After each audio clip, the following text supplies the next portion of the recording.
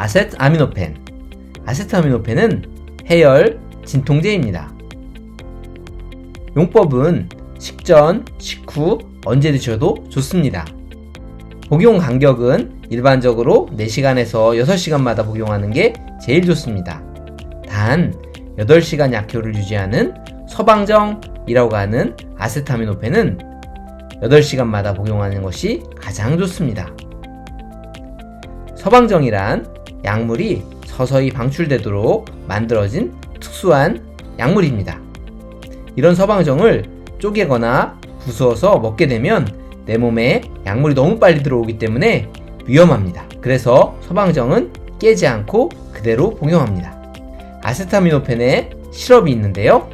이런 시럽들은 대부분 현탁액입니다. 현탁액이란 진흙물처럼 물속에 약물이 불규칙하게 떠있는 형태입니다. 따라서 시간이 되면 가라앉습니다. 복용하기 전에 반드시 흔들어 복용하는 것이 좋습니다. 아세트아미노펜의 용량입니다. 몸무게 kg당 10에서 20mg 정도를 먹습니다. 하루 최대 용량은 4000mg입니다. 만약 4000mg 이상을 먹게 된다면 간에 손상을 줄 수 있기 때문에 아주 조심하셔야 합니다. 타이레놀 500ml를 기준으로 얘기하면 하루에 8알이 최대 용량이고요. 타이레놀 서방정 650mg을 기준으로 하면 하루 최대 용량이 6정입니다. 아세트아미노펜의 금기 및 주의사항입니다. 아세트아미노펜을 복용하고 과민 반응이 있었다면 드시면 안됩니다. 본인이 간질환이 있다면 복용하기 전에 주치의와 반드시 상의하세요. 현재 개보린, 테라플루, 울트라셋 같은 다른 형태의 진통제를 먹고 있다면 그 속에는 아세트아미노펜이 들어있기 때문에 다른 아세트아미노펜과 같이 복용하면 최대 용량을 넘을 가능성이 높습니다. 따라서 다른 약을 먹고 있다면 반드시 약사 및 의사와 상의하세요. 아세트아미노펜의 부작용입니다.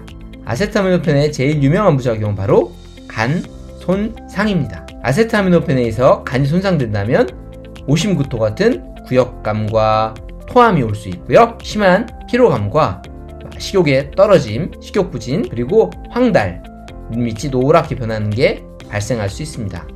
만약 이런 증상이 난다면 바로 혈액검사를 통해서 간 수치를 확인하세요. 흔하진 않지만 아세트아미노펜을 복용하고 알러지 반응이 나는 분들이 있습니다. 피부가 붉어지거나 눈이나 입술이 뚱뚱 부어오른다면 또는 심하게 호흡하기가 힘들다면 반드시 중단하고 응급실을 방문하셔야 합니다. 드물지만 중증 피부 유해 반응이 생길 수 있습니다. 피부에 물집이 차오르고 빨개지고 부풀어 오르면서 벗겨진다면 약물에 의한 피부 유해 반응일 수 있기 때문에 반드시 중단하시고 전문적인 치료를 받으세요. 아세트아미노펜 약물 상호작용입니다. 아세트아미노펜을 복용하면서 제일 주의해야 되는 것은 바로 술입니다. 술과 아세트아미노펜을 같이 드신다면 간독성, 위험성을 더욱 증가시킬 수 있기 때문입니다. 또 다른 것은 바로 백신입니다. 예방접종을 하기 위해서 백신을 맞았을 때 예방용으로 열이 오르거나 아픈 걸 막기 위해 아세트아미노펜을 복용한다면 이는 백신의 효과를 떨어뜨릴 수 있기 때문입니다. 따라서 백신을 먹기 전에 열이 날 걸 예상해서 아세트아미노펜을 복용하는 것은 주의하세요.